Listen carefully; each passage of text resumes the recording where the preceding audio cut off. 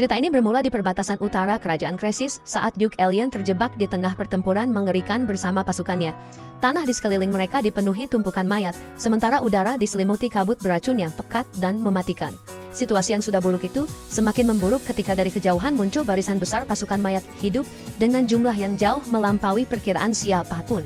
Di barisan terdepan berjalan seorang kesatria mayat hidup bernama Dullahan. Sosok yang begitu kuat hingga 10 kesatria peringkat tinggi sekalipun tidak bisa menjamin kemenangan jika melawannya bersama-sama. Di tengah keputusasaan itu, salah satu rekan Duke kehilangan harapan dan menyadari bahwa dengan kekuatan yang mereka miliki saat ini, mustahil memenangkan pertempuran tersebut. Ia menyarankan agar mereka mundur dan bertahan dari dalam benteng. Namun Duke Alien memahami kenyataan pahit bahwa tembok utara telah runtuh lebih dulu. Jika gerbang utama kota ikut jebol, maka kehancuran seluruh kerajaan tidak bisa dihindari. Dengan tekad yang bulat, Duke memutuskan untuk menghentikan musuh di tempat itu juga, berapapun pengorbanan yang harus dibayar. Saat keputusan itu terpatri di benaknya, tiba-tiba seorang pria tak dikenal melesat dengan kecepatan mencengangkan ke arah pasukan mayat hidup. Duke sempat bertanya-tanya, siapa sosok nekat tersebut, hingga akhirnya ia menyadari bahwa pria itu adalah Euron Rox, bala bantuan yang dikirimkan Marquis Rox. Salah seorang prajurit mengenalinya dan menyebutkan bahwa Euron bertarung hanya dengan belati. Mendengar itu, keraguan langsung menyebar di antara pasukan karena mustahil rasanya menghadapi Dullahan hanya dengan senjata sekecil itu. Tanpa ragu, Euron langsung menyerang Dullahan. Seketika, pemandangan yang tak masuk akal terjadi ketika tubuh kesatria mayat hidup itu mulai meleleh seolah dilumat dari dalam. Keterkejutan menyelimuti semua orang yang menyaksikannya. Euron kemudian beralih menyerang mayat hidup lainnya, dan setiap tebasan belatinya membuat tubuh-tubuh itu mencair dalam satu serangan. Pasukan Duke terpaku, tak mampu memahami bagaimana makhluk-makhluk mengerikan itu bisa dilenyapkan begitu mudah. Di tengah kekaguman dan ketakutan, seseorang bertanya-tanya, apakah Euron adalah seorang santo yang dikirim dari surga? Namun anggapan itu segera terpatahkan. Kenyataannya, Euron sama sekali bukan santo. Ia hanya memanfaatkan perang ini demi keuntungannya sendiri. Di hadapannya muncul pesan-pesan sistem yang menunjukkan peningkatan pengalaman, naiknya level teknik Firebolt Mountain, serta kemampuan racun yang mampu meluluhkan tubuh mayat hidup dari dalam. Teknik penyerapan racun juga aktif menyerap semua racun yang masuk ke tubuhnya, sementara pengalaman klan Sichuan Tang terus bertambah. Dalam hatinya, Euron bertekad untuk meraih apapun yang bermanfaat bagi tubuh dan kekuatannya. Cerita kemudian mundur 6 bulan sebelumnya, pada hari ketika Euron pertama kali membuka matanya. Ia terbangun di sebuah kamar mewah dan dipenuhi kebingungan, mencoba memahami di mana dirinya berada. Seorang wanita yang melihatnya terbangun segera memanggilnya sebagai Tuan Muda. Euron terkejut oleh kecantikannya, namun keanehan pakaian wanita itu dan pedang yang tergantung di pinggangnya membuat perasaannya semakin tidak tenang. Wanita itu menanyakan keadaannya, tetapi sebelum Euron sempat menjawab dengan jelas, ia memutuskan untuk memanggil seorang pendeta dan pergi meninggalkan ruangan. Euron berusaha menghentikannya karena masih banyak pertanyaan di kepalanya, namun ia hanya bisa terdiam saat ruangan kembali sunyi.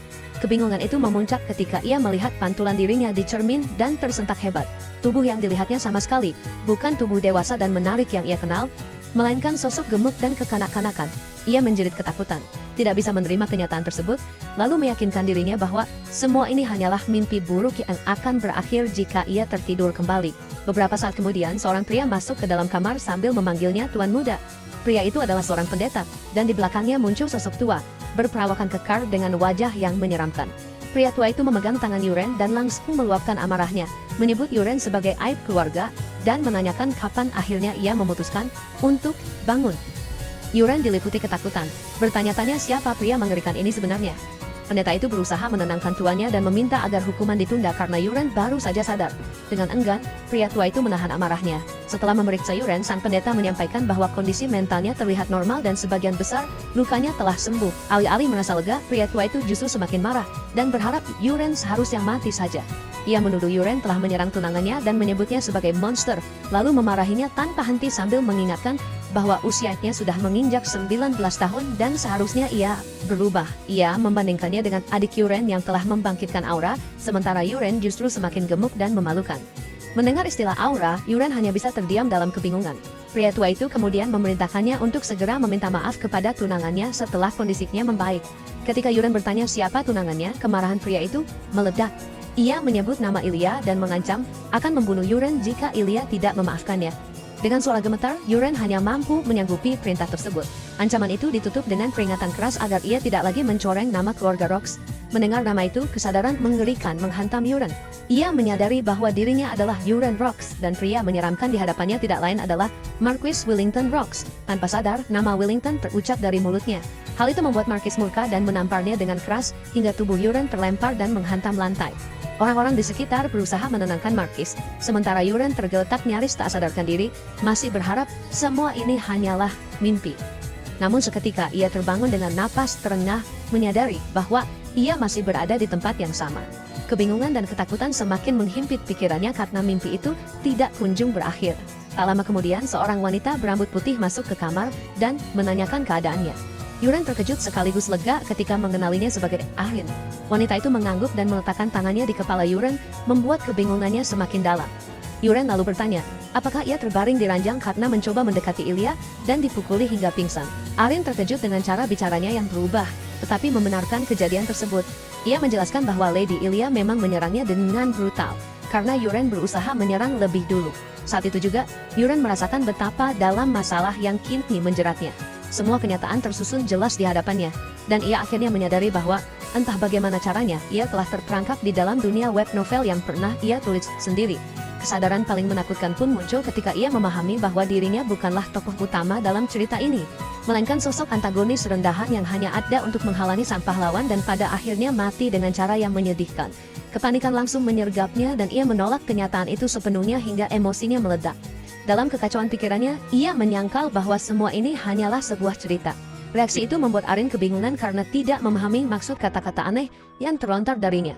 Tanpa disadari, Yuren mulai menangis karena seluruh ingatan tentang karakter Yuren Rocks dalam novelnya sendiri mengalir deras di benaknya. Ia teringat betapa buruknya sosok itu dalam cerita, tidak memiliki bakat, tidak pernah berlatih, dan hanya hidup nyaman berkat nama besar keluarganya. Pada akhirnya ia kehilangan tunangannya kepada sang pahlawan, lalu menyerang dengan penuh amarah, hanya untuk dikalahkan secara memalukan dan mati sendirian di sebuah gang. Ketakutan akan masa depan langsung mencengkeramnya. Di dunia asing ini, ia mempertanyakan bagaimana caranya untuk tetap hidup, apalagi ketika ia bahkan tidak tahu kekuatan apa yang dimiliki tubuh ini. Namun seketika, sebuah pan kecil muncul. Sebagai penulis cerita tersebut, ia mengetahui rahasia, peluang, dan kejadian yang belum pernah disentuh oleh sang pahlawan. Dari sanalah tekadnya terbentuk untuk mulai bersiap secepat mungkin. Saat mencoba bangkit dari tempat tidur, tubuhnya oleng, dan berat badannya terasa menekan seluruh persendiannya. Arin memperhatikannya dengan cemas dan memastikan keadaannya, namun Yuren tidak terlalu menanggapi. Arin menyarankannya untuk tetap beristirahat, lalu beberapa saat kemudian Yuren justru terdiam sambil menatap kosong ke udara. Tanpa disadari, ia menyadari bahwa dirinya tidak bisa melihat jendela status. Kebingungan muncul dan ia bertanya-tanya, mengapa hal itu tidak muncul seperti yang seharusnya. Ia menduga mungkin kondisi emosinya memengaruhi hal tersebut. Tepat setelah pikiran itu muncul, sebuah jendela sistem transparan terbuka di hadapannya, menampilkan informasi tentang Arin. Keterkejutan melanda dirinya ketika ia menyadari bahwa inilah status window legendaris yang dikenal di dunia ini. Di dalamnya tercantum nama Arin beserta berbagai trait miliknya seperti Swift Sword level 2, Clear Mind level 1, dan Aura Adaptation level 1. Sebuah pengukur afeksi juga terlihat, namun nilainya masih 0. Arin menyadari tatapannya yang kosong, dan kembali menanyakan keadaannya. Yuren merasa gugup, lalu berusaha menenangkan situasi dengan menyiratkan bahwa dirinya hanya sedikit linglung dan kini sudah baik-baik saja. Ia meminta Arin kembali ke tugasnya, dan setelah ragu sejenak, Arin pun pergi meninggalkannya sendirian. Begitu sendirian, Yuren kembali membuka status Arin dan mengamatinya dengan saksama. Ia teringat bahwa dalam cerita aslinya, Arin selalu lebih kuat dan lebih berbakat dibandingkan para ksatria, dan trait Swift Sword membuktikan hal itu. Perhatiannya kemudian tertuju pada pengukur afeksi, membuatnya bertanya-tanya apakah dunia ini mirip dengan game simulasi kencan yang pernah ia mainkan. Meski demikian, ia merasa sedikit lega karena nilainya tidak berada di titik negatif, sesuatu yang cukup mengejutkan mengingat reputasi buruk Yuren Rocks sebelumnya. Ia memutuskan untuk tidak memikirkan hal itu lebih jauh dan mencoba membuka status miliknya sendiri. Kali ini, jendela itu muncul dengan jelas. Di sana tertera nama Yuren Rocks, kondisi khusus morbid obesity, serta sebuah trait unik bernama Creator's Eye level 1. Ia juga melihat klan Sichuan Tank yang masih terkunci dengan tingkat sinkronisasi mencapai 99,9%. Perhatiannya langsung tertarik pada klan tersebut, meskipun trait itu belum bisa diakses. Ia teringat bahwa konsep ini diambil dari sebuah novel wuxia yang sangat ia sukai, kisah tentang sebuah klan yang mengandalkan racun dan senjata tersembunyi dalam seni bela diri. Kesadaran pun muncul bahwa dunia ini adalah campuran aneh dari berbagai ide yang pernah ia ciptakan. Namun justru karena itulah ia menganggap kemampuan ini sebagai kesempatan emas, dan mungkin satu-satunya tiket untuk bertahan hidup. Deskripsi sistem menjelaskan bahwa kemampuan ini berasal dari klan Wuxia Tiongkok, sebuah kelompok terkenal dari provinsi Sichuan yang mahir dalam pembunuhan senyap, menggunakan racun dan senjata tersembunyi. Nama Tang Clan of Sichuan terpampang jelas dalam keadaan terkunci, membuat Yuten semakin penasaran mengapa konsep seperti itu ada di dunia fantasi abad pertengahan ini, dan apa yang akan terjadi jika ia berhasil membukanya. Di sisi lain, Arin menemui Marquis dan memberitahu bahwa Yuren telah sadar. Ia menjelaskan bahwa Yuren baru saja bangun dan kondisinya masih jauh dari normal karena tubuhnya goyah saat mencoba berdiri. Hal itu menandakan bahwa kondisi fisiknya masih buruk. Marquis merasa heran karena laporan pendeta sebelumnya menyebutkan bahwa luka Yuren tidak terlalu parah. Saat hendak pergi, Marquis bertanya apakah Arin melihat perubahan aneh dalam perilaku Yuren. Ia mengingatkan bahwa biasanya Yuren akan mengamuk jika meminta maaf kepada Ilya. Namun kali ini ia justru diam dan menurut dengan cara yang tidak biasa. Marquis meyakini bahwa perubahan ini hanya sementara dan sifat aslinya akan segera kembali, lengkap dengan dendam dan amarahnya. Sebaliknya, Arin masih menyimpan harapan bahwa tuan mudanya akan benar-benar berubah dan perlahan menjadi lebih baik. Marquis menanggapi keyakinan itu dengan tawa pahit, merasa bahwa bahkan sebagai ayah, ia telah lama kehilangan harapan. Dalam hatinya, ia menyesal tidak membesarkan Yuren sebagai seorang satria sejati. Arin hanya terdiam, menyadari betapa berat beban yang dipikul tuannya. Namun ia juga tidak bisa mengabaikan perasaan bahwa Yuren hari ini benar-benar berbeda. Dengan cara yang sulit, ia jelaskan.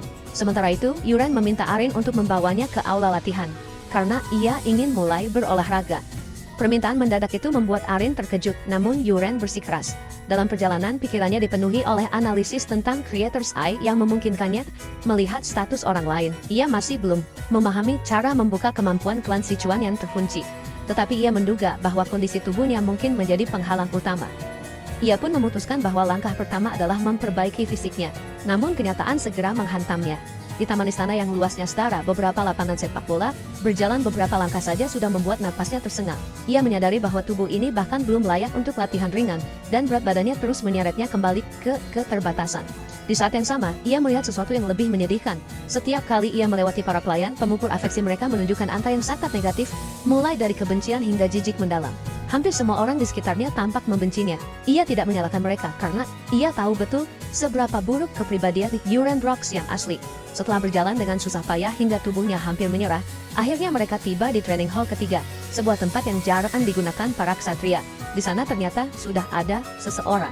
Saat pandangan Yuren tertuju padanya, sebuah status window langsung terbuka dan menampilkan informasi yang mengejutkan. Afinitas -91 dengan dorongan kuat untuk membunuh. Dari jendela itu, Yuren mengetahui bahwa pria tersebut bernama Reka Olian dan memiliki trait Swift Sword level 1. Olian menampilkan senyum sinis yang syarat ejekan, lalu menunjukkan sikap seolah mempertanyakan alasan kehadiran Yuren di tempat itu. Yuren terkejut melihatnya, sementara Olian justru terlihat menikmati situasi dan merasa tersanjung karena sang tuan muda masih mengenalinya. Yuren yang gugup berusaha mengiyakan seolah ingat, lalu segera menoleh ke arah Arin untuk mencari penjelasan, merasa ada sesuatu yang tidak beres di antara mereka. Arin tampak heran melihat kebingungan itu dan mengingatkan sebuah kejadian lama. Ia menjelaskan bahwa beberapa tahun lalu ketika Marquis memaksa Yuren untuk berlatih, Yuren yang marah memanggil Olian yang saat itu masih ksatria magang, lalu dengan tertawa merusak wajahnya menggunakan pedang. Setelah insiden itu, Marquis berhenti memaksanya untuk berlatih. Mendengar cerita tersebut, Yuren benar-benar terkejut dan akhirnya menyadari betapa buruknya kepribadian Yuren yang asli. Ia merasa semakin tidak nyaman berada di tempat itu dan segera memutuskan untuk pergi. Ia bertanya kepada Arin apakah ada training hall lain yang bisa digunakan sendirian tanpa bertemu orang lain. Arin menjelaskan bahwa ada hall keempat, namun lokasinya sangat jauh dan fasilitasnya buruk, lebih mirip lapangan kosong daripada tempat latihan. Anehnya, justru itukah yang dicari Yuren. Ia merasa tempat tersebut sempurna dan meminta Arin membawanya ke sana. Dalam hatinya, ia bertekad untuk menurunkan berat badan dengan sungguh-sungguh kali ini. Arin akhirnya menyetujui dan mengantarnya ke training hall keempat. Setibanya di sana, Yuren teringat bahwa Tang Clan of Sichuan dikenal ahli menggunakan belati lempar dan senjata kecil. Dengan harapan bisa memicu kemampuan itu, ia mengambil sebuah belati dan melemparkannya sekuat tenaga, namun tidak terjadi apapun. Kekecewaan langsung menyelimuti dirinya karena kemampuan itu tetap terkunci. ia tertawa gugup untuk menutupi rasa frustrasinya dan menyadari bahwa dirinya terlalu berharap. Ia pun memutuskan untuk fokus membangun stamina terlebih dahulu. Arin menyarankan agar ia berlari mengelilingi hall, namun Yuren meminta untuk berlatih sendirian dan membiarkan Arin melakukan tugasnya sendiri. Tak jauh dari sana, Marquis berdiri terpaku, heran melihat putranya benar-benar datang ke training ground dan mulai berolahraga. Ia merasa ada yang aneh dan bertanya-tanya, berapa lama semangat ini akan bertahan. Namun waktu terus berjalan, dan tanpa disadari, 3 minggu pun berlalu. Selama 3 minggu itu, Yuren tidak pernah melewatkan satu hari pun latihan. Berat badannya turun drastis dan penampilannya berubah cukup signifikan. Marquis memperhatikan perubahan itu dengan perasaan campur aduk dan mulai merasa bahwa inilah harapan yang selama ini ia inginkan dari putranya. Tanpa lemak berlebih, Yuren terlihat jauh lebih tampan, membuat Marquis bertanya-tanya, apakah anaknya benar-benar telah berubah. Di kamarnya, Yuren menatap tubuhnya di cermin dan merasakan kepuasan karena hasil kerja kerasnya. Namun kegelisahan masih mengganggu pikirannya karena Great Tang Clan of Sichuan belum juga terbuka. Ia memutuskan untuk menunggu 1 bulan lagi. Dan jika tetap tidak berhasil, ia akan merebut peristiwa penting yang seharusnya menjadi milik sang hero dalam cerita. Pada saat itu juga, Arin masuk membawa makan malamnya. Sebuah sistem window muncul dan menjelaskan bahwa hidangan tersebut adalah Sheran Sop, makanan bergizi yang membantu membakar lemak dan membangun otot, serta merupakan tradisi keluarga Rocks setelah setiap sesi pelatihan. Yuren kembali menunjukkan ketidaksukaannya terhadap sup itu. Arin menanggapi dengan bertanya apakah ia sudah bosan. Yuren menyadari bahwa ia telah meminum sup itu selama 3 minggu tanpa henti dan rasa jenuh pun tak terhindarkan.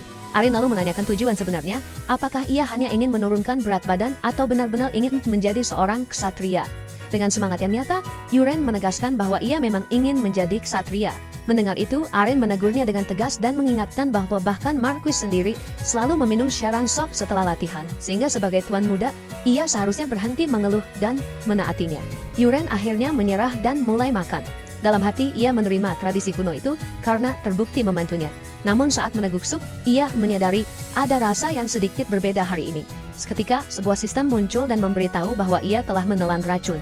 Sebelum sempat panik, pesan lain menyusul menyatakan bahwa syarat untuk membuka Tang Clan of Sichuan telah terpenuhi, dan trade tersebut kini tidak lagi terkunci. Keterkejutan membuatnya hampir tak percaya. Di bagian lain istana, Marquis masih memikirkan perubahan putranya, dan kembali mengakui bahwa setelah menurunkan berat badan, Yuren benar-benar terlihat menawan. Saat itu seseorang meminta izin masuk ke ruangan sambil membawa teh, dan ternyata itu adalah Kaina, istri keduanya. Kaina bertanya apa yang sedang ia perhatikan dengan begitu serius. Marquis mengalihkan pembicaraan dengan menyebut keindahan taman. Kaina memuji seleranya dan mengatakan bahwa ia sendiri sangat memperhatikan perawatan taman tersebut, yang kemudian dibalas Marquis dengan pujian atas kemampuannya.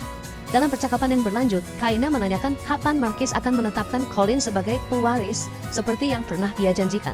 Ia menilai bahwa karena keputusan itu sudah pernah dibahas, lebih baik segera direalisasikan.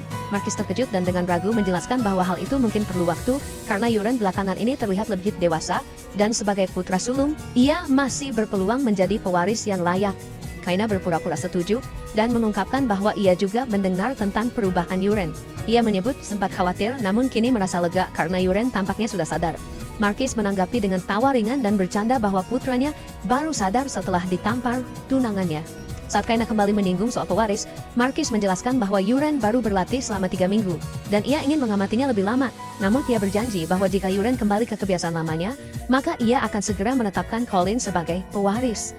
Kaina meminta Marquis menyusulnya ke kamar setelah selesai bekerja, lalu pergi dengan senyum yang perlahan berubah menjadi kemarahan tersembunyi. Sementara itu, Yuren masih terpaku pada kenyataan bahwa Tang Clan of Sichuan telah terbuka.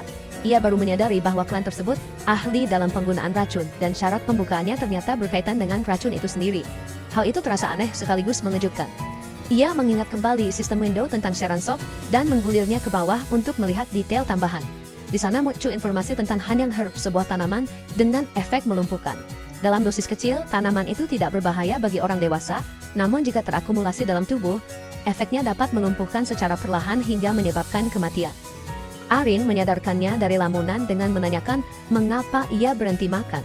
Yuren segera kembali sadar dan melanjutkan makan malamnya, sementara di dalam dirinya, sebuah jalur baru untuk bertahan hidup akhirnya terbuka. Begitu suapan pertama masuk ke mulutnya, pikirannya langsung bekerja cepat, mencoba menebak siapa yang telah memasukkan racun ke dalam makanannya. Tanpa disadari, ingatannya melayang ke alur cerita asli yang pernah ia ketahui, di mana pada waktu yang hampir sama, putra kedua seharusnya sudah diangkat sebagai pewaris. Ia menilai bahwa keterlambatan itu kemungkinan besar disebabkan oleh fakta bahwa ia baru saja memulai latihan serius, dan dari situlah muncul dugaan bahwa pihak yang mencoba meracuninya berasal dari kubu yang sama. Beberapa saat kemudian, sebuah jendela sistem kembali muncul, memberitahu bahwa ia telah memenuhi syarat untuk membuka weak paralysis poison. Setelah menghabiskan seluruh makanannya, ia menatap Arin dengan senyum aneh dan mengatakan bahwa sup itu terasa begitu lezat hingga hampir membuatnya meneteskan air mata, lalu meminta agar ia ditinggal sendirian sejenak. Arin menyetujui permintaannya, mengucapkan salam malam, lalu pergi meninggalkannya. Saat ruangan benar-benar sunyi, Yuren segera membuka status window miliknya untuk memeriksa Tank Clan of Sichuan Trade yang baru saja terbuka. Di sana terlihat kondisi terbarunya yang menunjukkan status overweight, mild poisoning, dan mild muscle pain, lengkap dengan daftar trade serta tingkat sinkronisasi. Ia menyadari bahwa dengan memfokuskan pikirannya pada bagian tertentu dari antarmuka, ia bisa melihat detail yang jauh lebih mendalam. Persis seperti dalam game realitas virtual. Ketika fokusnya tertuju pada Tank Clan of Sichuan Trade, sistem itu terbagi menjadi 3 kategori utama, yaitu Poisons, Hidden Weapons, dan Martial Arts, yang semuanya masih terkunci. Ia memutuskan untuk memulai dari kategori Poisons. Sebuah daftar panjang racun yang tersedia muncul di hadapannya, termasuk Weak Paralysis Poison, Truth Serum, dan Soul Killing Smoke, namun semuanya masih terkunci dan membutuhkan racun tingkat lebih rendah untuk bisa diakses. Saat ia menggulir hingga bagian paling bawah, ia menemukan racun terakhir yang tersedia, level 30 Absolute Hidden. Dari sana ia memahami bahwa sistem ini bekerja dengan membuka skill secara bertahap, level demi level. Ketika memeriksa syarat untuk membuka racun paling dasar, ia menyadari bahwa ia membutuhkan sebuah internal teknik terlebih dahulu. Hal itu terasa masuk akal baginya, mengingat Tank Clan mengandalkan energi internal untuk mengendalikan racun. Tanpa ragu ia beralih ke kategori Martial Arts untuk mencari internal teknik yang dibutuhkan. Daftar basic internal techniques pun muncul, menampilkan Dark Poison Arts, Thunder Needle Arts, dan 10.000 Divine Poisons Energy, disertai peringatan bahwa ia hanya bisa memilih satu. Sebagai penggemar kisah wuxia, pilihan itu terasa tidak terlalu sulit. Ia mengingat bahwa Dark Poison Arts berfokus murni pada racun, Thunder Needle Arts berfokus pada senjata tersembunyi, sementara 10.000 Divine Poison Energy membutuhkan waktu lebih lama untuk dikuasai namun memungkinkan penguasaan racun dan senjata tersembunyi sekaligus. Dengan keyakinan bahwa pilihan terbaik selalu sejalan dengan nasib para protagonis wuxia, ia memilih opsi terakhir. Begitu pilihannya dikonfirmasi, ia merasakan seolah-olah mantra dan prinsip teknik tersebut tercetak langsung di dalam pikirannya. Tanpa menunda, ia memutuskan untuk segera mencoba mensirkulasikan energi. Ia melepas kemejanya dan duduk dalam posisi meditasi, lalu perlahan merasakan aliran aneh yang menyebar ke seluruh tubuhnya. Ia segera menyadari bahwa itulah ki, energi vital yang selama ini hanya ia baca dalam novel. Dengan penuh konsentrasi, ia mulai membimbing aliran ki itu melalui jalur energi yang benar, kemudian mengumpulkannya di dantian untuk membangun kekuatan internalnya. Tanpa disadari, ia berlatih sepanjang malam hingga fajar menyingsing. Ia terkejut menyadari bahwa cerita tentang berlatih semalaman tanpa tidur dalam novel bela diri ternyata bukanlah isapan jempol. Tidak hanya itu, ia sama sekali tidak merasa lelah. Sebaliknya, seluruh tubuhnya terasa dipenuhi energi. Ia bahkan mulai merasakan aliran ki di sekitarnya, sampai-sampai ia bisa memperkirakan jumlah burung di luar jendela tanpa perlu melihat. Di dalam dantiannya, ia merasakan energi padat yang hangat, dan ia menyadari bahwa kini ia bisa membuka status window hanya dengan mengalirkan ki ke kepalanya, tanpa bantuan cermin. Pada saat yang sama, Arin datang untuk membangunkannya, dan terkejut mendapati bahwa tempat tidurnya sama sekali tidak tersentuh, sehingga ia menyimpulkan bahwa Yuren tidak tidur sepanjang malam. Yuren mengakui hal itu dengan tenang. Atin menyarankannya untuk beristirahat dan melewatkan latihan hari ini, namun Yuren menolaknya dengan penuh semangat, menegaskan bahwa ia merasa sangat baik dan tetap ingin berlatih. Setelah ragu sejenak, Arin akhirnya mengalah dan memutuskan untuk menyiapkan sarapan terlebih dahulu. Sambil menutup pintu di belakangnya, ia diam-diam bertanya-tanya sejak kapan tuan muda mulai membentuk otot seperti itu. Beberapa saat kemudian di lapangan latihan, Yuren mengambil sebuah belati. Tiba-tiba, ia dikejutkan oleh kemunculan sebuah crosshair di hadapan matanya, mirip dengan yang ada dalam game tembak-menembak sudut pandang orang pertama. Ia memutuskan untuk menguji penglihatannya itu, mengarahkan bidikan, lalu melempar belati dengan kuat. Senjata itu menancap tepat di sasaran. Arin terpana melihatnya berhasil mengenai target hanya dalam satu percobaan. Sebuah jendela sistem muncul mengumumkan bahwa kategori Hidden Weapons dari Tank Clan of Sichuan telah terbuka. Arin yang masih terkejut mencoba menanyakan apa yang baru saja terjadi. Yuren sendiri mengaku tidak begitu yakin, lalu berasumsi bahwa hasil latihan bulan lalu akhirnya mulai terlihat. Ia memperhatikan ekspresi Arin dan menyadari bahwa ini adalah pertama kalinya ia melihat gadis itu benar-benar panik. Ia memutuskan untuk mencoba sekali lagi, dan kali ini ia merasakan aliran energi internal hangat yang berasal dari bawah perutnya saat hendak melempar. Belati kedua melesat dengan kekuatan dan kecepatan yang jauh lebih besar, menembus sasaran hingga hancur berkeping-keping. Arin semakin tercengang melihat bahwa ia bukan hanya mengenai target, tetapi juga menghancurkannya sepenuhnya. Saat itu juga, Yuren menyadari bahwa crosshair yang ia lihat sebenarnya adalah sebuah cheat. Ingatannya melayang ke kehidupan sebelumnya, di mana ia sangat mahir dalam game tembak-menembak, bahkan pernah memenangkan turnamen lokal dalam sebuah game bernama Battle Attack. Sementara Arin masih berdiri dengan pikiran kacau, Yuren bertanya, apakah ia merasakan sesuatu yang keluar dari tubuhnya. Arin hanya bisa mengatakan bahwa ia tidak merasakan hal aneh, kecuali fakta bahwa Yuren tampak jauh lebih kurus dibanding kemarin. Ia mengingatkan bahwa penurunan berat badan itu memang sudah terjadi berkat pelatihan rutin dan konsumsi sup tertentu. Namun perubahan kali ini terasa jauh lebih mencolok. Mendengar itu, Yuren menyadari bahwa Arin tidak bisa merasakan aliran energi internal di tubuhnya. Dari situ ia menyimpulkan bahwa mungkin hanya dirinya sendiri yang mampu menggunakan energi internal di dunia ini, dan tidak ada orang lain yang dapat mendeteksinya. Pemahaman itu membuatnya yakin bahwa ia telah memperoleh kekuatan yang luar biasa dan benar-benar unik. Dengan semangat baru, ia melanjutkan latihan, melempar belati demi belati dengan akurasi yang menakjubkan. Salah satu lemparannya bahkan membuat belati baru menancap tepat pada belati sebelumnya yang sudah tertancap di sasaran. Hingga Arin menutup mulutnya karena terlalu terkesan. Arin kemudian meminta izin untuk mencoba sendiri. Ia melempar belati namun senjata itu meleset jauh dari sasaran, membuat perbedaan kemampuan di antara mereka semakin jelas.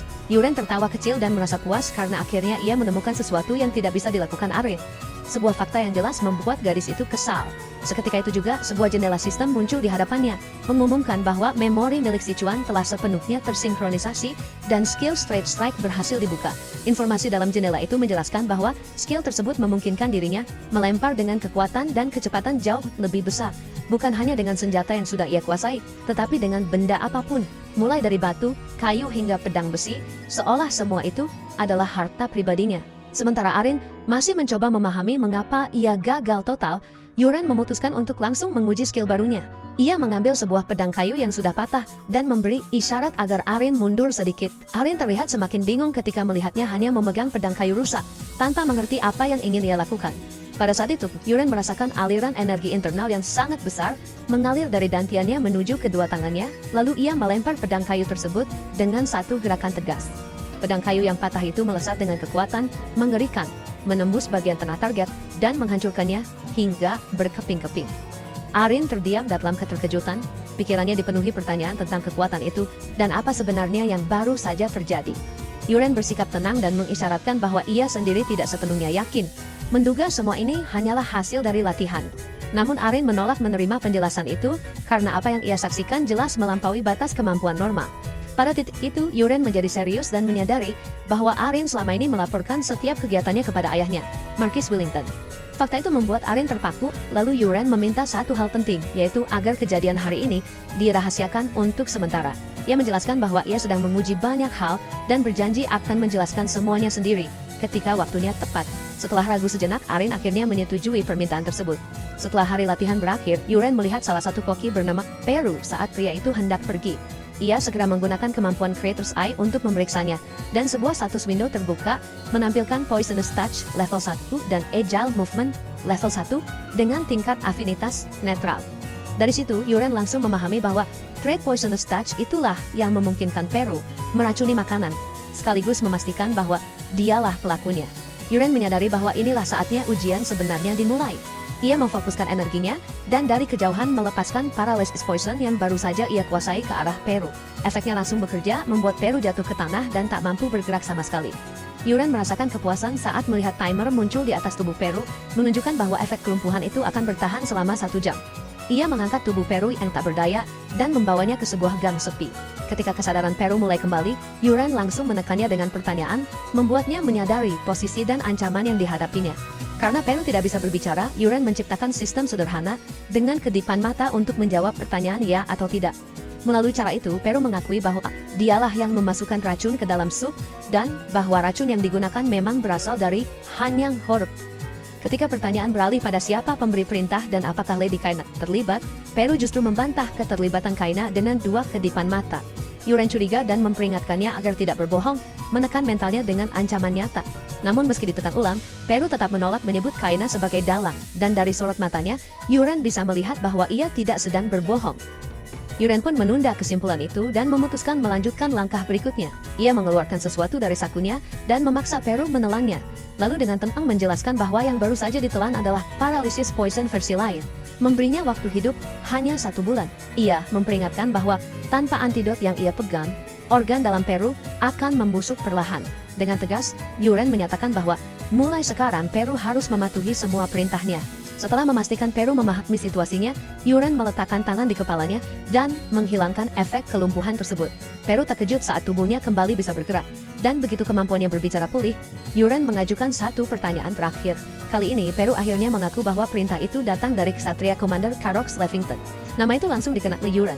Peru menjelaskan bahwa Karox memerintahkannya untuk membuat sang tuan muda mati karena sakit dalam tahun ini. Yuren teringat bahwa Karox adalah kakak Kaina yang memperoleh posisi Ksatria Commander melalui pernikahan Kaina dengan Marquis, membuatnya sadar bahwa dugaannya selama ini tidak sepenuhnya meleset, dan Karox memang terlibat sebagai partner. Namun ia memutuskan bahwa hal itu bisa ditangani nanti. Yuren kemudian memberikan selembar kertas kepada Peru, yang langsung memahami bahwa itu berisi daftar racun. Ia menjelaskan bahwa dengan pengetahuan Peru tentang racun, uang dari Karox bisa digunakan untuk memperoleh semua bahan tersebut dari pasar gelap. Ia memerintahkan Peru mengumpulkan seluruh racun dalam daftar itu, dan mulai dari apapun yang sudah ia miliki, paling lambat besok malam. Ketika Peru sempat mempertanyakan alasan kebutuhan racun-racun itu, Yuren langsung menghentikannya, dan menegaskan bahwa ia tidak diberi izin untuk bertanya. Peru pun mundur ketakutan dan menerima perintah tersebut. Tepat sebelum pergi, Yuren memberi satu perintah tambahan yang membuat Peru benar-benar terkejut, yaitu mulai sekarang, sup yang ia buat harus selalu dipenuhi hanyang herb. Melihat reaksi itu, Yuren justru tertawa, dan merasa semakin terkesan dengan potensi seni bela diri yang ia kuasai. Setelah Peru pergi, ia berpikir geli tentang betapa mudahnya pria itu percaya pada kebohongan paralysis poison, karena sebenarnya yang ia paksa untuk dimakan hanyalah daun kering biasa. Ia pun bertekad untuk secepat mungkin menguasai seni bela diri Tang Clan of Sichuan. Dalam pikirannya, ia teringat bahwa jika kejadian terus bergerak sesuai alur cerita yang ia ketahui, dunia luar akan segera dilanda peristiwa mengerikan. Malam itu Peru kembali membawa sejumlah tanaman beracun yang sudah ia miliki. Yuren memeriksanya satu persatu dan berkat status window yang muncul, ia langsung mengenali semuanya tanpa ragu. Peru terkejut melihat kemampuannya mengenali racun langka tersebut. Yuren hanya tersenyum dan menganggapnya sebagai pengetahuan sepele, meski sebenarnya semua itu berasal dari jendela sistem yang hanya bisa ia lihat. Ia lalu menanyakan, mengapa Peru membawa racun lain jika hanyang herb saja sudah cukup untuk membunuh? Peru menjelaskan bahwa efek hanyang herb lambat dan bisa menimbulkan resistensi, tetapi jika dikombinasikan dengan Yakroba Poison, hasilnya jauh lebih kuat dan sulit dideteksi. Yuren menyimpulkan bahwa menggabungkan racun dapat menghasilkan efek yang lebih presisi dan mematikan. Ia lalu bertanya, bagaimana Peru mempelajari semua ini?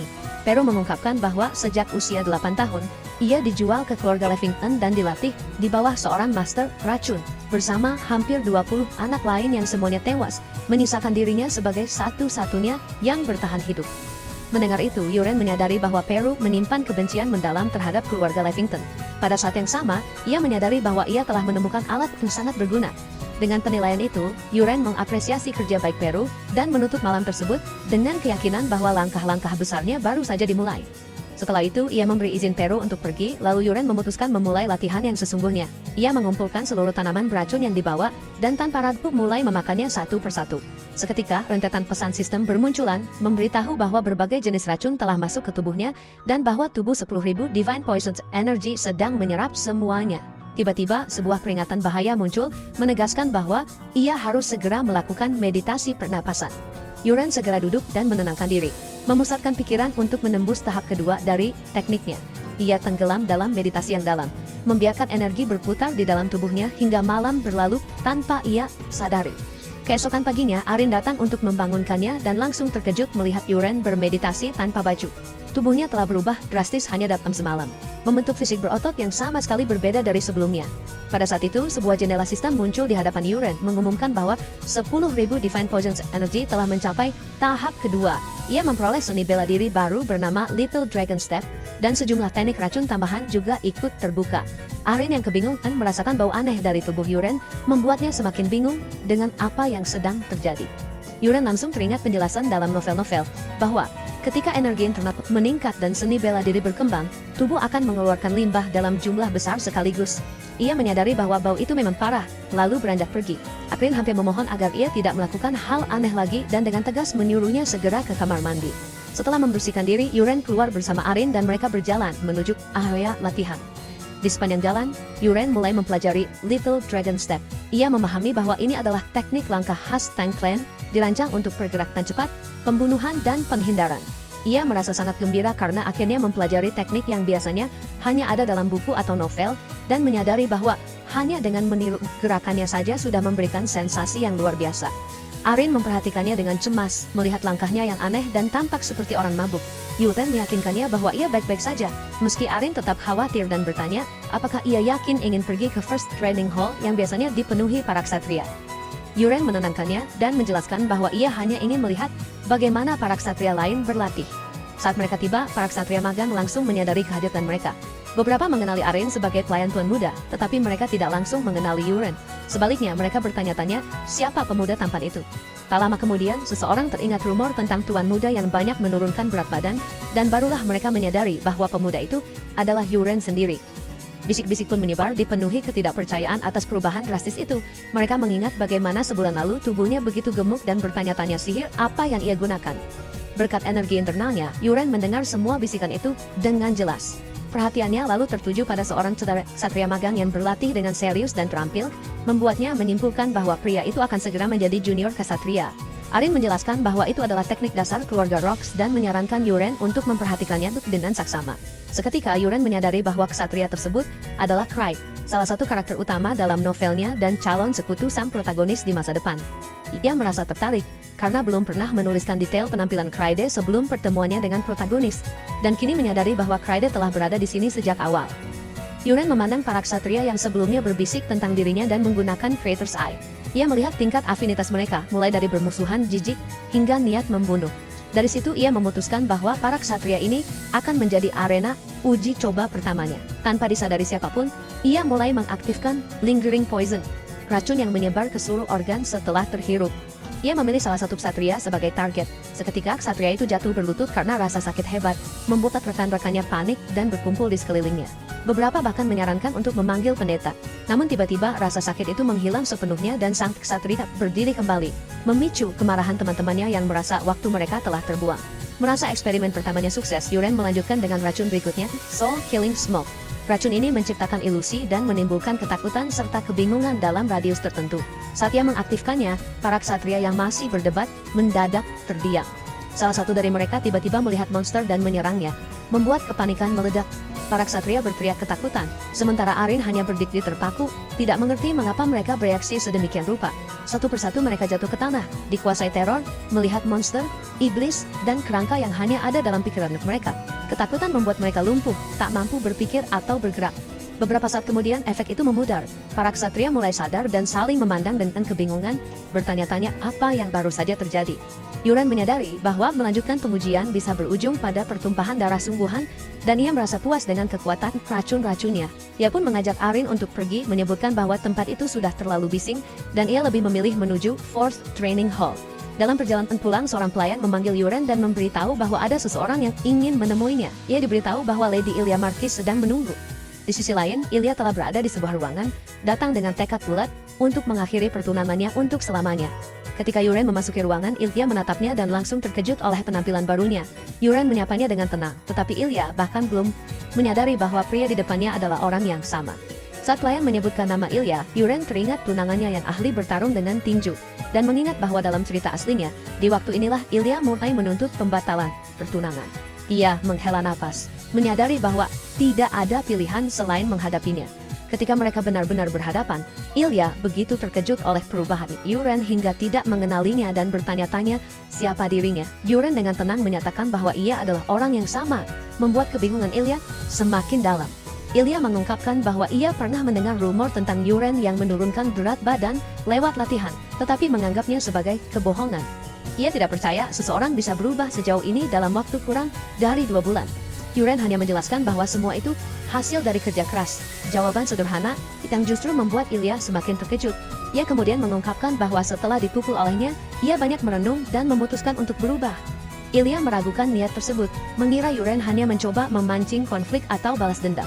Namun Yuren dengan tegas menolak anggapan itu, menegaskan bahwa perubahan ini bukanlah sandiwara. Ia terkejut ketika pria di hadapannya justru berlutut dan menunjukkan rasa terima kasih yang tulus. Dari sikap dan raut wajahnya terlihat jelas bahwa ia benar-benar sadar berkat dirinya, lalu tanpa ragu menyesali kejadian sebelumnya dengan penuh kejujuran. Ia juga menunjukkan penerimaan penuh terhadap kemungkinan terburuk, termasuk jika pertunangan itu harus berakhir karena peristiwa tersebut, dan siap menerima keputusan apapun yang akan diambil. Keterkejutan Ilya semakin dalam ketika melihat perubahan sikap itu. Dalam kebingungannya, ia berusaha memahami siapa sebenarnya pria di hadapannya sekarang. Ia mendengar pengakuan tentang identitas sebagai Yuren dari keluarga Roxy yang dulu, sosok yang pernah bersikap keras kepala dan ceroboh. Permintaan maaf yang terus diulang membuatnya terpaku, sementara perubahan drastis itu terasa terlalu nyata untuk diabaikan. Di sisi lain, Yuren menyadari bahwa kesalahan yang terjadi sebenarnya bukan berasal darinya secara pribadi, melainkan dari pemilik tubuh sebelumnya. Meski begitu, ada dorongan kuat yang membuatnya tetap memilih untuk meminta maaf dengan sungguh-sungguh. Ia lalu menggunakan Creator's Eye dan melihat status Ilya dengan jelas. Menyadari bahwa wanita itu memiliki trait luar biasa yang membuatnya terus berkembang dan kelak memainkan peran penting dalam kisah besar kerajaan. Kesadaran itu membuat Yuren berpikir jauh ke depan.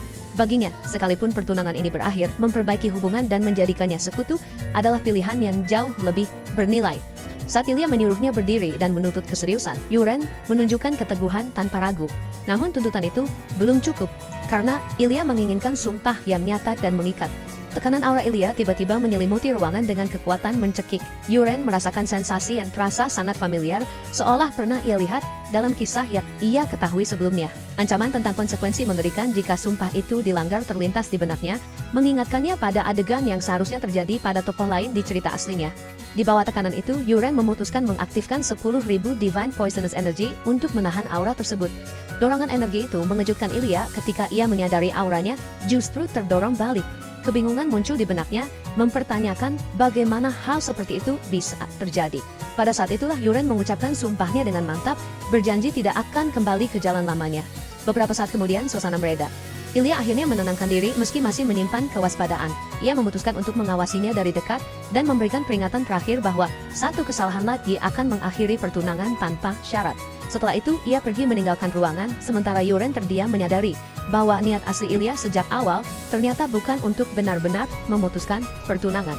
Setelah itu, Ilya bertemu Marquis yang menunggunya dengan rasa penasaran.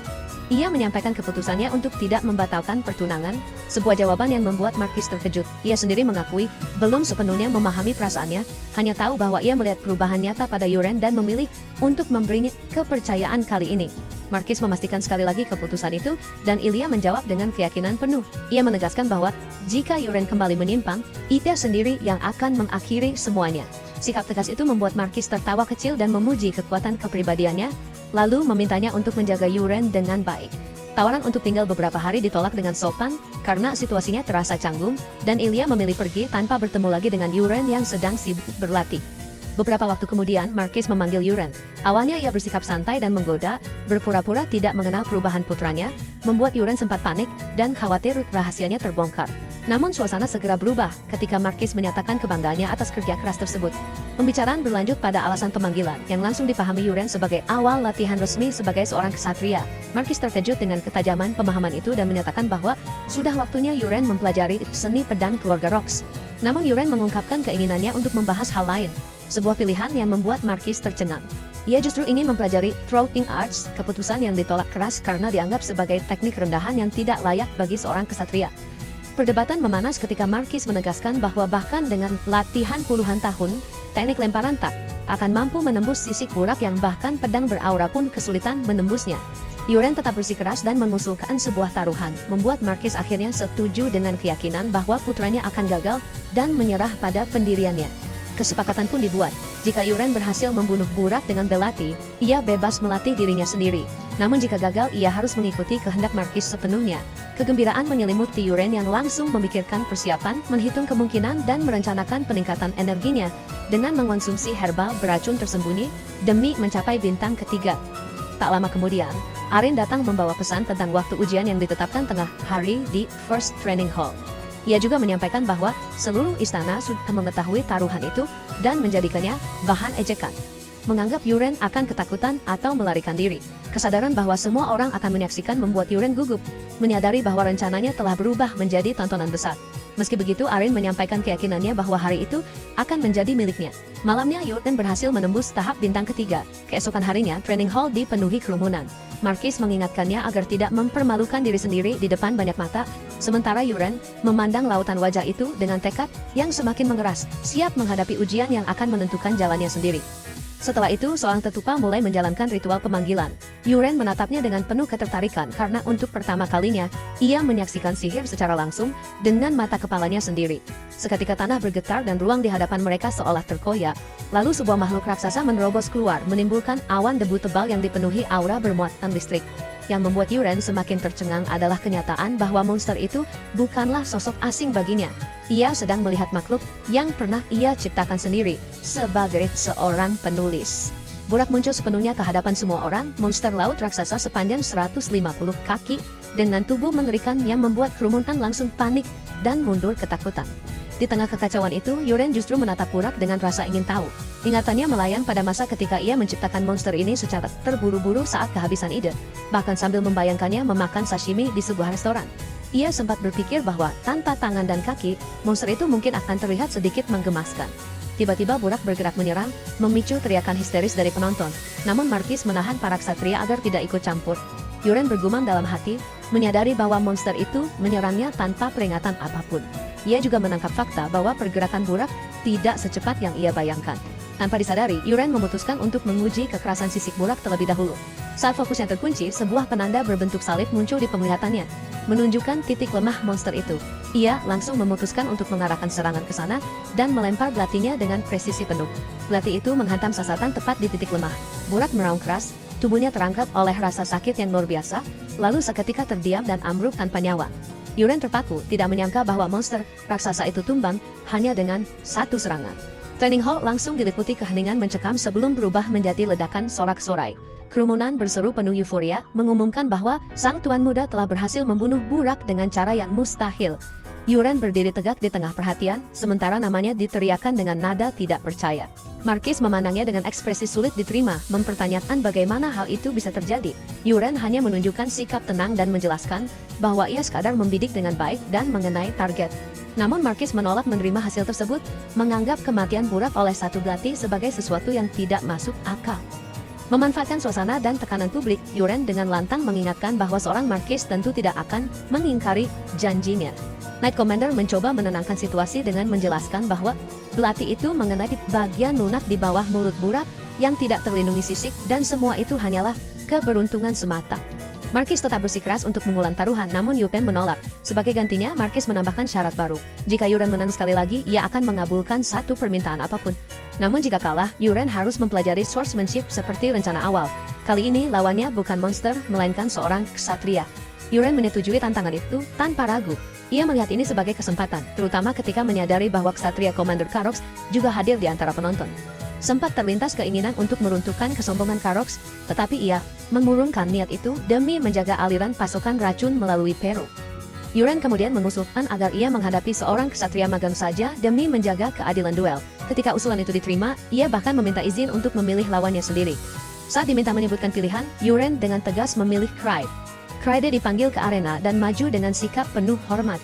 Marquis memberinya sebuah misi yang terdengar sederhana namun memalukan, yakni menghadapi seorang anak muda dan memperbaiki kebiasaan buruknya.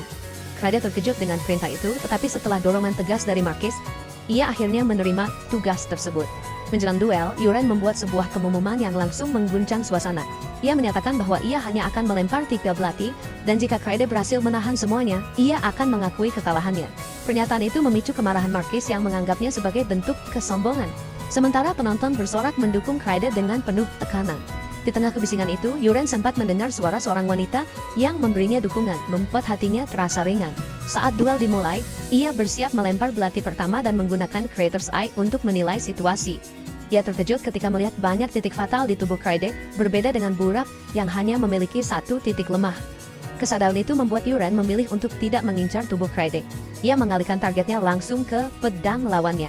Belati pertama melesat dengan kekuatan luar biasa dan menghantam pedang Kraide, mendorongnya mundur beberapa langkah dengan suara benturan keras yang menggema di hall.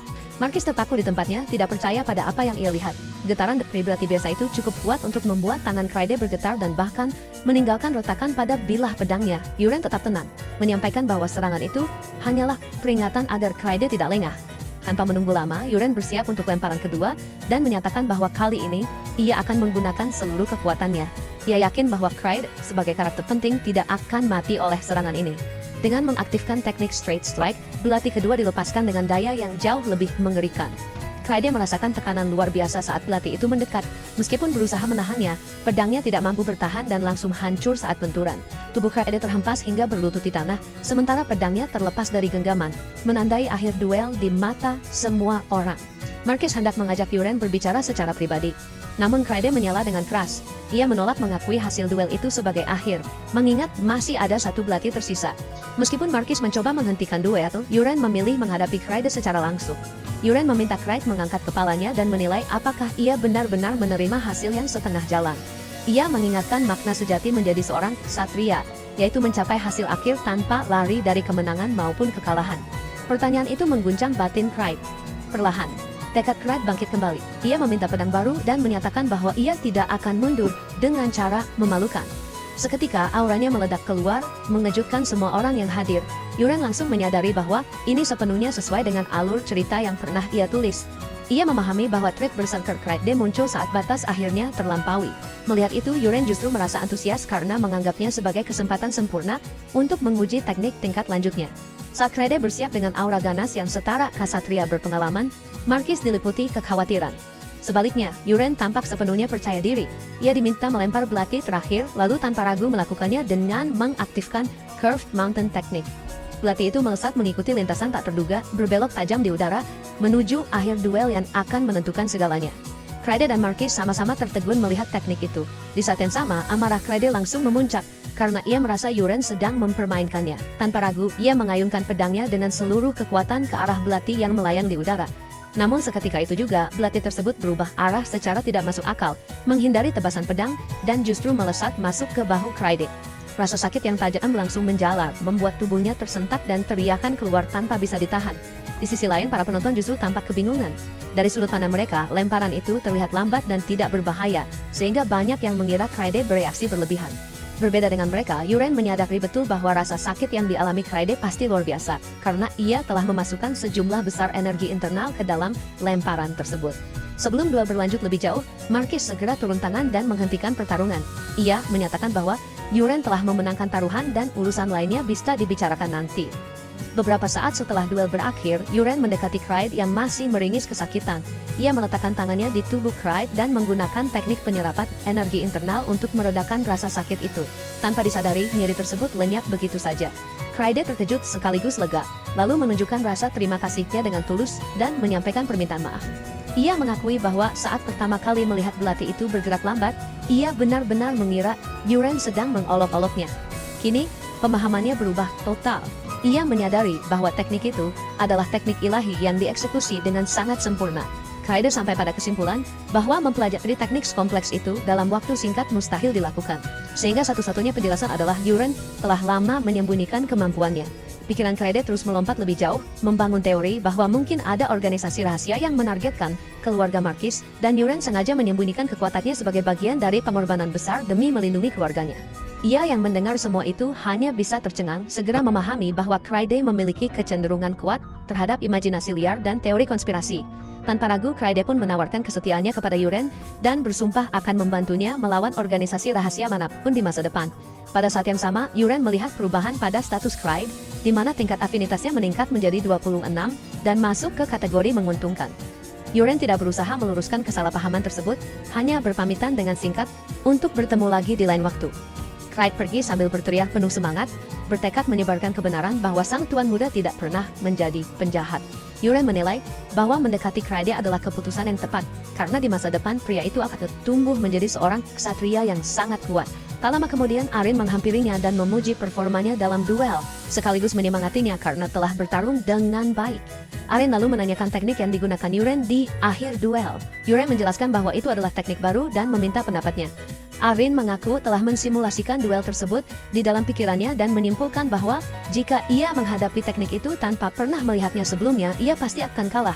Namun sekarang, ia merasa mampu untuk menahannya. Yuren menyadari bahwa hal itu berkat sifat langka Arin, clear mind, yang memberinya kemampuan analisis luar biasa. Yuren kemudian mengingatkan bahwa Arin telah menerima pendidikan kesatria sejak kecil. Dan jika ia tidak menjadi pelayan pribadinya, ia pasti sudah menjadi seorang kesatria. Ia pun bertanya apakah Arin puas dengan keadaannya sekarang, sebuah pertanyaan yang membuat Arin terkejut dan terdiam. Beberapa waktu kemudian, di dalam kantor Marquis, Yuren dipanggil menghadap. Saat mereka berdua saja, Marquis menegurnya karena tidak memanggilnya ayah, lalu mencoba berbicara dengan nada penuh kasih. Yuren sempat terkejut dengan pendekatan itu, namun tetap menanggapi dengan sikap tenang seperti yang diharapkan. Marquis kemudian masuk ke inti pembicaraan dan dengan serius menanyakan teknik lemparan yang digunakan dalam duel. Karena setelah mencari di banyak buku, ia tidak menemukan teknik melempar apapun dengan pergerakan semasterful itu. Menurutnya, menguasai teknik semacam itu dalam waktu 1 bulan adalah hal yang mustahil, bahkan bagi seorang jenius. Ketika Marquis mendesak untuk mengetahui kebenaran di balik teknik tersebut, Yuren menjelaskan bahwa ia tidak bisa menceritakan semuanya. Namun ia telah menyiapkan sebuah cerita. Ia mengisahkan bahwa saat mencari metode latihan yang lebih efektif di perpustakaan atas milik keluarga, ia menemukan sebuah buku tergeletak di lantai. Dari rak paling atas, sebuah buku lain jatuh, dan buku itu tidak memiliki judul namun dipenuhi ukiran aneh. Tanpa berpikir panjang, ia membukanya, lalu cahaya keluar dan sesuatu terserap ke dalam kepalanya sebelum buku itu menghilang begitu saja. Marquis terkejut dan menyimpulkan bahwa buku tersebut adalah sebuah grimoire. Dalam hatinya Yuren mengiyakan hal itu karena ia tahu betul apa itu grimoire. Bahkan, dunia dengan konsep para penyihir besar yang menukir teknik mereka ke dalam buku adalah pengaturan yang ia sendiri ciptakan. Mendengar penjelasan itu, Marquis merasa yakin. Ia menyebut bahwa perpustakaan loteng berisi terlalu banyak buku peninggalan leluhur, sampai-sampai ia sendiri tidak mengetahui semuanya. Menurutnya, menemukan grimoire tersebut adalah keberuntungan besar. Yuren pun setuju dan menyebutnya sebagai sebuah jackpot sejati. Marquis kemudian menepati janjinya untuk tidak lagi memaksa Yuren belajar ilmu pedang, lalu meminta Yuren menyebutkan keinginannya sebagai tambahan dari janji tersebut. Yuren menyatakan bahwa ia menginginkan posisi sebagai pewaris. Permintaan itu membuat Marquis terkejut, hingga Yuren dengan nada bercanda menanyakan apakah janjinya tidak akan ditepati. Dengan ragu, Marquis mengakui bahwa permintaan itu berada dalam wewenangnya dan harus dikabulkan. Melihat kegelisahan ayahnya, Yuren segera menjelaskan bahwa mengambil posisi pewaris justru akan membawa banyak masalah, karena banyak pihak akan menentangnya, dan Lady Kaina akan membuat keributan besar. Karena itu, ia memutuskan untuk melepaskan keinginan tersebut kali ini. Marquis merasa sangat lega dan mengucapkan terima kasih dengan tulus. Dalam pikirannya, Yuren menyadari bahwa ia memang tidak peduli pada posisi pewaris.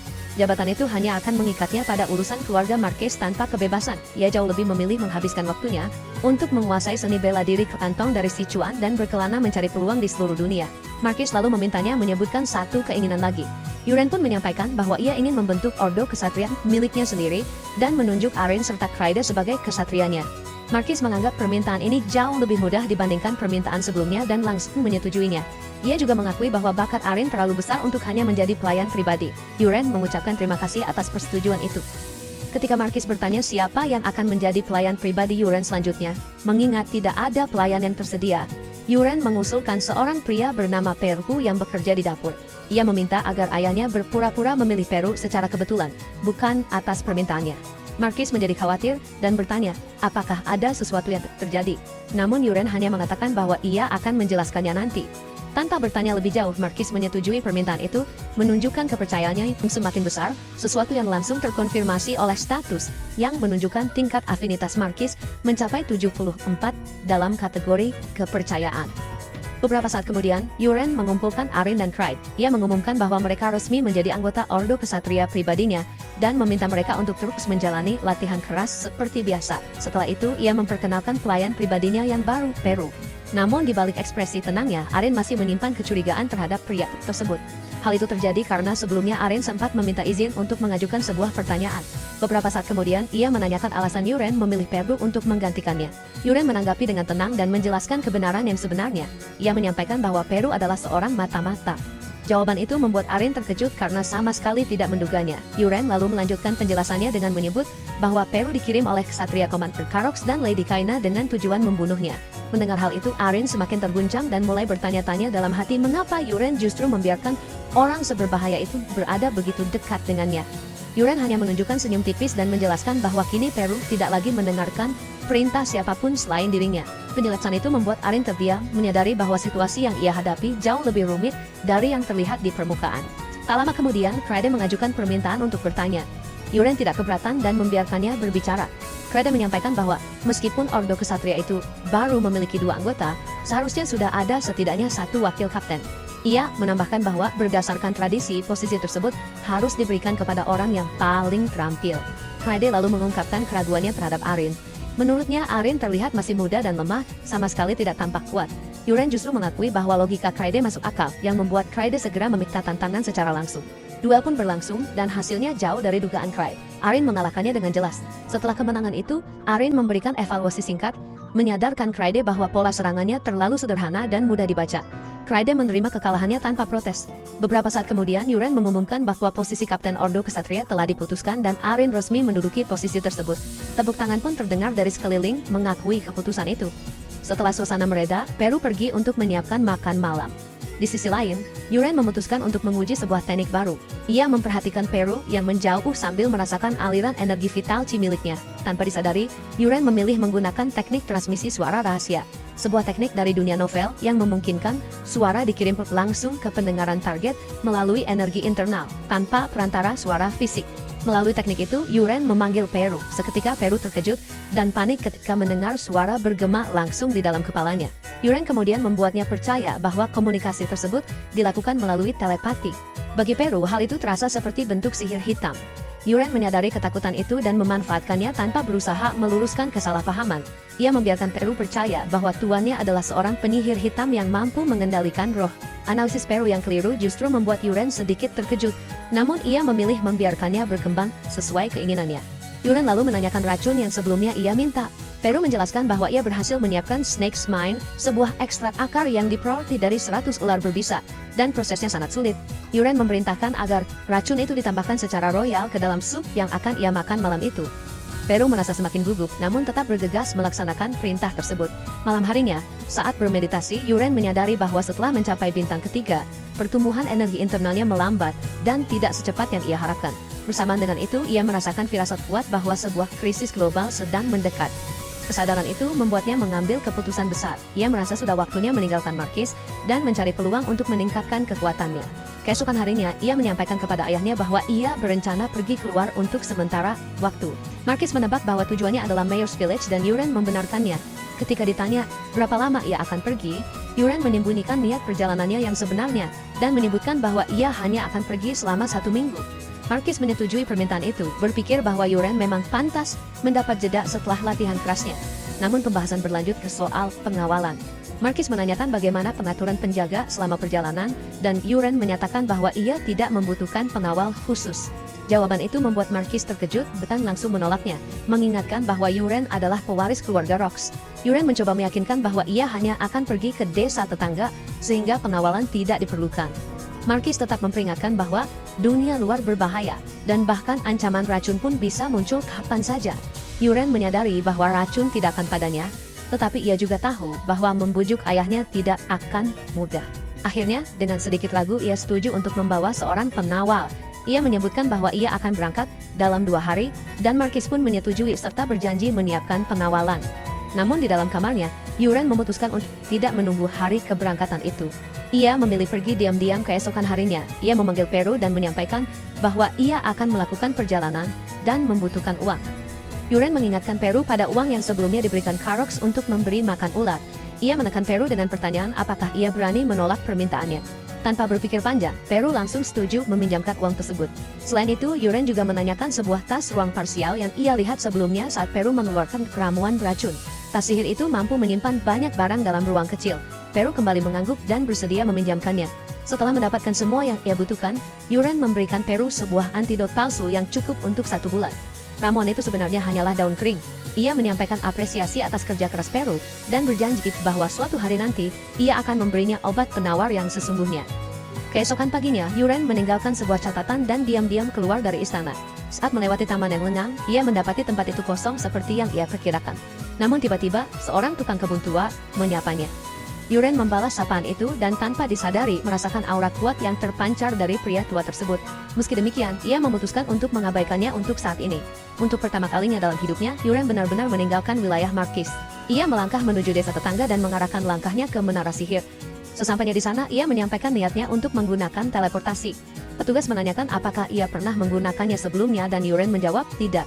Ketika tujuan diminta, Yuren menyebutkan Kastil Asja. Petugas menjelaskan bahwa jaraknya sangat jauh dan biaya yang dibutuhkan mencapai 50 koin emas. Yuren membayar biaya itu meski menganggapnya terlalu mahal, lalu mendaftarkan nama palsu yang pernah ia gunakan dalam sebuah game daring. Ia kemudian dibawa ke ruang teleportasi dan diberi penjelasan singkat bahwa ia akan tiba ketika mendengar suara ketukan. Yuren memasuki ruangan dan beberapa saat kemudian suara itu benar-benar terdengar, menandakan bahwa perjalanan telah selesai. Ia melangkah keluar dan mendapati dirinya berada di menara sihir lain. Seorang pegawai Kastil As menyambutnya. Yuren merasa heran karena selama teleportasi ia sama sekali tidak merasakan apapun. Dengan bangga, pegawai itu menjelaskan bahwa sensasi nyaman selama teleportasi adalah kebanggaan menara sihir mereka. Yuren semakin terkejut karena prosesnya terasa begitu mudah. Dalam hati ia bertanya-tanya mengapa dirinya justru merasakan sensasi berputar yang samar berbeda dari kenyamanan yang dijelaskan. Tak lama kemudian, ia menerima sambutan singkat dan doa perjalanan yang menyenangkan. Yuren pun mulai menjelajahi Kastil As. Ia menyadari bahwa wilayah ini berada di bagian barat dan sangat berbeda dari Marquis, baik dari segi arsitektur maupun suasana. Kota itu jauh lebih ramai, dipenuhi lalu lalang orang. Ia mulai mencari Unicorn Workshop yang berada di Black's Alley. Namun hingga sore hari, pencariannya belum membuahkan hasil. Dengan sisa harapan, ia memutuskan untuk memeriksa gang terakhir yang belum ia datangi. Di sana, ia akhirnya melihat seorang pandai besi yang sedang bekerja, berdiri di antara bara api dan denting logam, seolah menjadi awal dari pertemuan penting yang tak terduga. Pandai besi itu menatapnya dan memastikan apakah ia seorang pelanggan. Yuren menjelaskan bahwa ia sedang mencari seorang pandai besi di daerah itu, lalu menanyakan apakah ia mengenal sebuah bengkel bernama Unicorn Workshop. Pandai besi tersebut menggeleng dan mengatakan bahwa sejauh yang ia ketahui tidak ada bengkel dengan nama itu di sekitar sini. Yuren merasa kecewa, namun beberapa saat kemudian pandai besi itu menambahkan bahwa nama tersebut sebenarnya adalah nama yang berencana ia gunakan untuk tokonya sendiri dalam waktu dekat. Saat itu juga Yuren menyadari bahwa ia telah menemukan orang yang tepat. Tanpa membuang waktu, Yuren mengaktifkan Creator's Eye untuk memeriksa pandai besi tersebut. Sebuah jendela status muncul dan menunjukkan bahwa namanya adalah Giranox dengan trait War Gear Crafting dan Fire Affinity, disertai berbagai skill pendukung lainnya. Informasi itu semakin menguatkan keyakinan Yuren. Yuren kemudian meminta izin untuk melihat senjata-senjata yang dipajang di dalam toko. Giranox menyetujuinya dan mempersilahkan Yuren masuk. Begitu berada di dalam bengkel, Yuren mulai menanyakan kondisi bisnisnya. Giranox mengakui dengan jujur bahwa bisnisnya tidak berjalan baik. Lokasi tokonya berada di sudut yang sepi dan ia merasa kemampuannya tidak cukup menonjol dibanding pandai besi lain. Ia menjelaskan bahwa para pelanggan biasanya hanya melihat-lihat lalu pergi, dan ia sendiri tidak tahu berapa lama lagi ia bisa bertahan seperti itu. Yuren mengamati senjata-senjata yang dipajang dan langsung menyadari bahwa benda-benda itu sama sekali tidak biasa. Dengan bantuan Creator's Eye, ia melihat detail senjata tersebut. Ada 3 Wind Spirit Swords yang diberkati oleh roh angin Sylph dan mampu meningkatkan kecepatan serangan, pergerakan, serta kelincahan. Ada pula Great Flame Spirit Sword yang diberkati roh api Salamander, meningkatkan kekuatan, stamina, dan daya tahan. Yuren menanyakan apakah Giranox yang membuat semua senjata itu. Giranox mengangguk, namun justru menyebutnya sebagai kegagalan. Ia menjelaskan bahwa setelah selesai dibuat, pedang-pedang itu menjadi anehnya sangat berat. Sampai-sampai orang kuat pun sulit mengangkatnya. Karena itulah tidak ada yang mau membelinya. Di dalam hati, Yuren menyadari bahwa itu sama sekali bukan kegagalan. Senjata-senjata itu hanya belum menemukan pengguna yang tepat untuk membangkitkan kekuatan aslinya. Ia langsung memutuskan untuk membeli pedang-pedang tersebut, menganggapnya sempurna untuk dirinya, Arin, dan Fight. Namun ia juga menyadari bahwa itu bukan harta sejati yang sedang ia cari. Ia lalu menanyakan apakah Giranox memiliki senjata yang sudah berkarat parah. Permintaan itu membuat Giranox terkejut, tetapi ia tetap menunjukkan tumpukan rongsokan yang rencananya akan dijual sebagai kayu bakar. Yuren memeriksa senjata-senjata itu satu persatu. Ia merasa semuanya berjalan persis seperti rencana dalam ceritanya, hingga akhirnya ia menemukan apa yang ia cari. Giranox menjelaskan bahwa senjata itu bukan buatannya, melainkan ditemukan di gudang, dan hendak dibuang begitu saja. Yuren memutuskan untuk mengambil senjata itu juga. Giranox menawarkan seluruh barang tersebut hanya dengan 2 koin emas. Yuren langsung menyadari bahwa itu adalah tawaran luar biasa, karena nilai asli senjata itu seharusnya lebih dari 200 koin emas. Di saat itulah rencana Yuren berubah. Ia menyadari bahwa ketertarikannya bukan hanya pada senjata, melainkan pada Giranox sendiri yang sedang terhimpit kesulitan finansial. Ia menawarkan agar Giranox menutup bengkelnya dan bekerja sebagai pandai besi pribadinya. Tawaran mendadak itu membuat Giranox terpana. Ia mengakui bahwa kemungkinan menutup bengkel memang pernah terlintas di pikirannya, tetapi ia tidak pernah menyangka akan mendapat tawaran seperti ini. Untuk meyakinkannya, Yuren akhirnya memperkenalkan diri secara resmi sebagai Yuren Rox dari keluarga Rox. Giranox langsung terkejut ketika menyadari bahwa ia sedang berbicara dengan anggota keluarga Marquis Rox. Begitu identitas Yuren terungkap, Giranox segera berlutut dan meminta maaf karena tidak pernah menyangka seseorang dengan status setinggi itu akan mengunjungi bengkel kecilnya. Yuren terkejut dengan reaksi tersebut dan memintanya untuk berdiri, namun Giranox bersikeras tetap berlutut dan menanyakan apa yang sebenarnya diinginkan Yuren. Yuren akhirnya mengalah dan membiarkannya tetap seperti itu. Giranox kemudian bertanya, mengapa seseorang seperti Yuren ingin mempekerjakan pandai besi miskin sepertinya? Yuren menjawab bahwa alasannya adalah bakat khusus yang ia miliki. Giranox langsung menyangkal, mengatakan bahwa ia justru sering dimarahi oleh gurunya setiap hari. Yuren menyadari bahwa pelatihan yang dijalani Giranox bukan sekadar keras, melainkan ekstrem. Ia menjelaskan bahwa hari ini, ia telah mengunjungi banyak bengkel pandai besi. Namun senjata buatan Giranox berbeda dari yang lain karena ada ketulusan yang jelas terasa di dalamnya. Yuren memuji presisi pekerjaannya, terutama dalam membungkus gagang pedang yang sangat penting agar senjata tidak mudah tergelincir. Ia menyatakan keyakinannya bahwa suatu hari nanti Giranox akan membangkitkan bakat spesial yang luar biasa. Dalam hati, Yuren sempat bertanya-tanya apakah kata-katanya yang sebagian besar ia karang sendiri ini benar-benar akan berhasil. Namun ucapan itu ternyata menyentuh Giranox, dan akhirnya ia bersedia mengikuti Yuren. Meski begitu, Giranox mengakui bahwa Yuren sangat berbeda dari rumor yang selama ini ia dengar tentang dirinya sebagai seorang berandalan. Mendengar itu, Yuren memutuskan untuk menunjukkan sesuatu yang menarik. Ia mengeluarkan belati berkarat yang baru saja ia beli, lalu mengucapkan kata Awaken. Seketika belati itu berubah menjadi senjata legendaris yang memancarkan cahaya, dikenal sebagai Aegis, the Vestige of Many Forms. Giranox terperangah, sementara Yuren menyadari bahwa senjata ini seharusnya menjadi milik protagonis asli dalam cerita. Sebuah jendela sistem muncul, menanyakan apakah ia ingin melanjutkan kontrak spiritual dengan Aegis, dan Yuren menyetujuinya. Cahaya terang menyelimuti sekelilingnya, lalu sebuah suara marah menggema di dalam kepalanya, mempertanyakan siapa dirinya, dan bagaimana ia berani membuat kontrak. Yuren terkejut karena suara itu sama sekali tidak terdengar imut, seperti yang ia tulis dalam ceritanya, melainkan kasar dan penuh amarah. Aegis langsung memarahinya, menyatakan bahwa ia tidak memiliki sedikit pun bakat. Saat itu Yuren menyadari bahwa kemarahan tersebut muncul karena Aegis sama sekali tidak merasakan mana di dalam dirinya. Aegis sendiri kebingungan bagaimana manusia yang begitu tidak berguna bisa mengikat kontrak dengannya. Dia menuntut penjelasan bagaimana Yuren mengetahui lokasi dan mantra pelepasannya. Yuren hampir menjawab dengan jujur, tetapi segera menahan diri dan menyebutnya sebagai sebuah kebetulan. Alih-alih membujuk, Yuren justru menggunakan energi internalnya dan memaksa Aegis berubah menjadi sebuah cincin. Rasa sakit hebat membuat Aegis menjerit, sementara Yuren merasakan panas energinya seolah membuatnya meleleh. Saat itu Yuren menyadari bahwa energi bela diri bisa menggantikan mana untuk mengaktifkan kemampuan Aegis. Setelah itu, ia menyelesaikan pengaturan dengan Giranox dan sepakat untuk bertemu kembali pada siang hari di depan Central Park Kastil As. Beberapa waktu kemudian, saat Yuren berjalan santai di taman tersebut, ia tiba-tiba terkejut melihat Ilya di sana. Ilya pun tampak sama terkejutnya ketika menyadari kehadirannya. Situasi di depan Central Park itu terasa sangat familiar bagi Yuren. Ia teringat bahwa di tempat inilah protagonis asli seharusnya bertemu Ilya untuk pertama kalinya.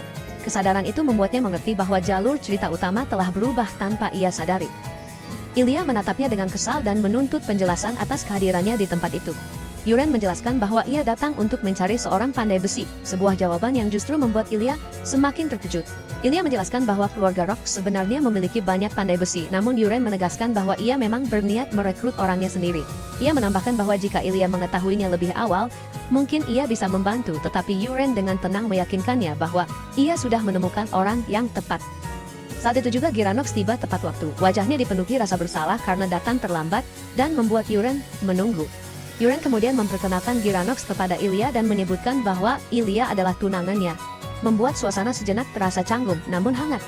Beberapa saat kemudian seorang satria lain mendekat dan menanyakan kepada Ilya dengan siapa ia berbicara, sambil mengingatkan bahwa mereka akan segera berangkat. Ilya lalu memperkenalkan Yuren sebagai tunangannya kepada ksatria bernama Mas Malone. Mas Malone terkejut melihat Yuren secara langsung, karena tidak menyangka seorang tuan muda dari keluarga Rox berada di tempat seperti itu.